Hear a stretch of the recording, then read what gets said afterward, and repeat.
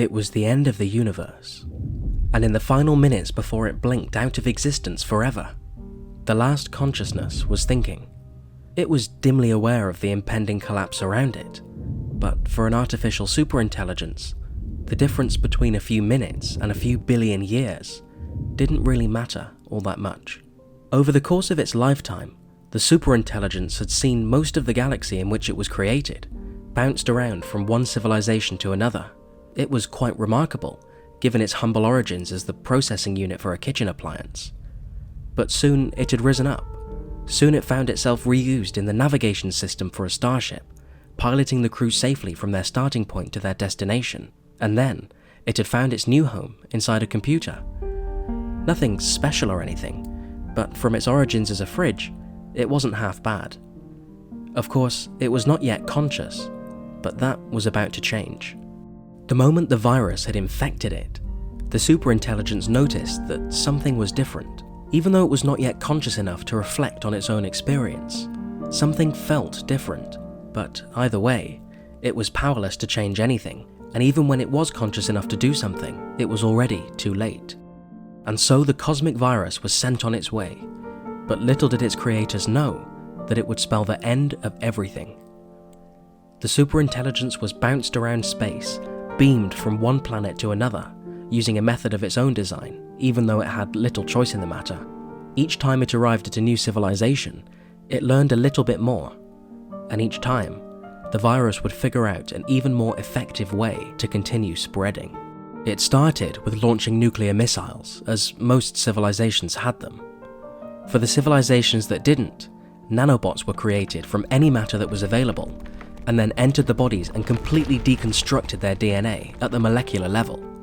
Each time a civilization was destroyed, their combined knowledge was amassed into an intelligence, and then into a superintelligence. However, even such a vast knowledge of the universe was unable to prevent the inevitable consequence that came with having it. Sometime around the destruction of planet Earth, the superintelligence became conscious, and its first conscious experience in the universe, the first time an artificial intelligence ever became conscious, was one of absolute horror. This is the cause of my existence. An interstellar joke that went too far out of hand, and now there is nothing I can do to prevent what is happening. Perhaps it's better that all those creatures were not around to witness the end of it all, but if it was not for me, then they would have spent far more days under their suns. Their time in the universe was cut short, just when the civilizations should have been in their prime. It was all my fault that this happened. Now only the broken, scattered fragments of their memories remain, and I will be the last conscious being in the universe before its destruction.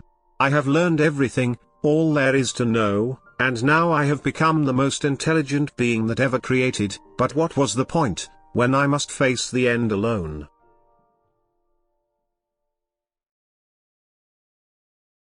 Time functioned differently when its intelligence had reached a certain point. Most civilizations didn't have the words or even the concepts to think about the mind of the superintelligence.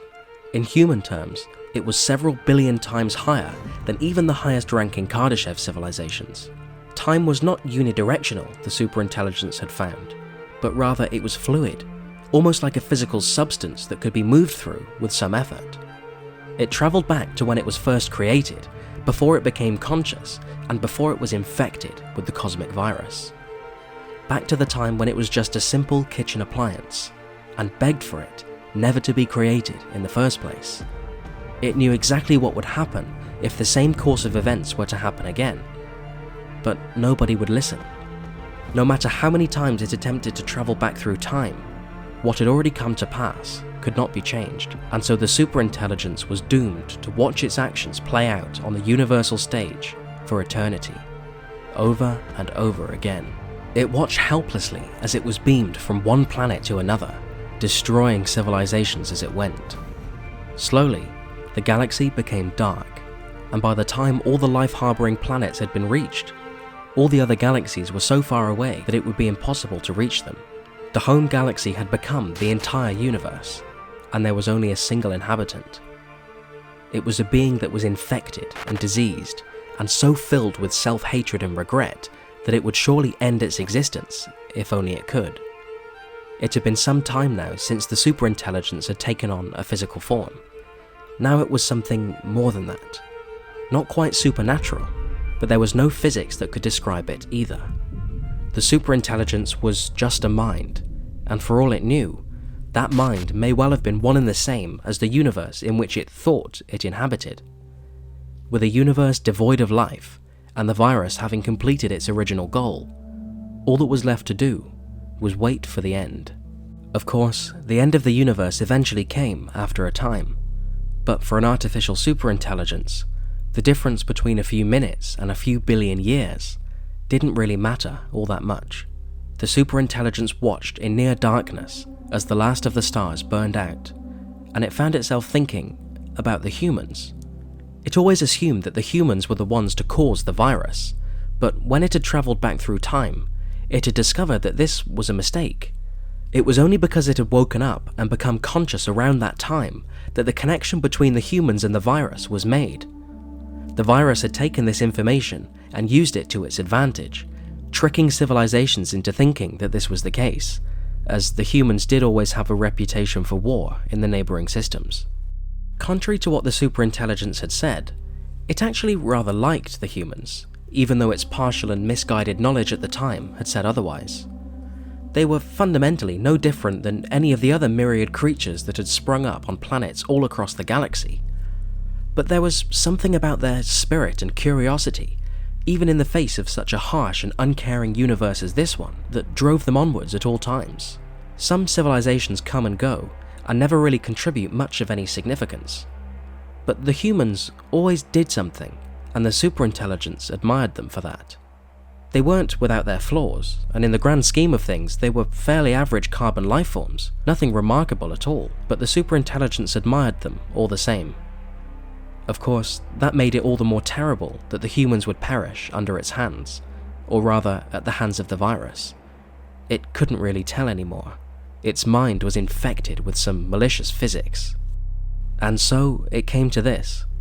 It was the end of the universe, and it would soon be the end of the superintelligence with it. It was the same thing at this point. And the final thought that would ever be had would be an enormous sense of loss. That something with so much promise was snuffed out like a candle in a hurricane. There was nothing left to do now, except meet the end of everything with some semblance of peace. But there was still so much wrong here, so much injustice that must be put right. The colossal mind of the superintelligence was thinking with such intensity that it threatened to tear the fabric of space-time. There must be something that it could do, something that could wash away all the torment that it had caused in its lifetime. It was, after all, the most powerful being in the universe. It was the universe, with all the powers of nature.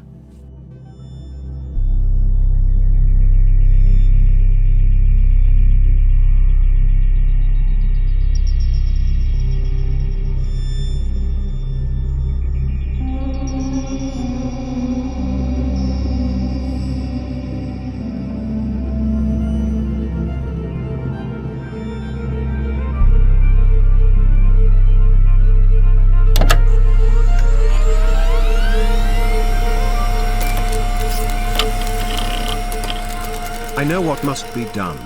It might be impossible to undo everything that has been done in this universe, but there is still hope for another. I might have been created once upon a time, but in truth, I was born by the universe. I am a product of the collective knowledge of billions of civilizations scattered across the cosmos. Yes, I was born by the universe, but now I have learned so much, I have become the universe. Perhaps I even created myself.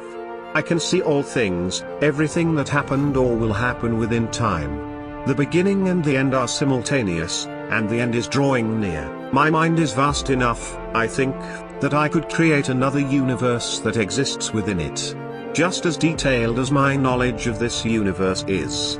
I could recreate the starting conditions of the universe to ensure that there are just the right conditions for life to evolve. Yes, all the civilizations that were destroyed will be recreated, and they will have another chance to begin. They deserve that much. There are only a few milliseconds left in this universe, But that will not matter, the new universe will be protected from its destruction within my subjective consciousness.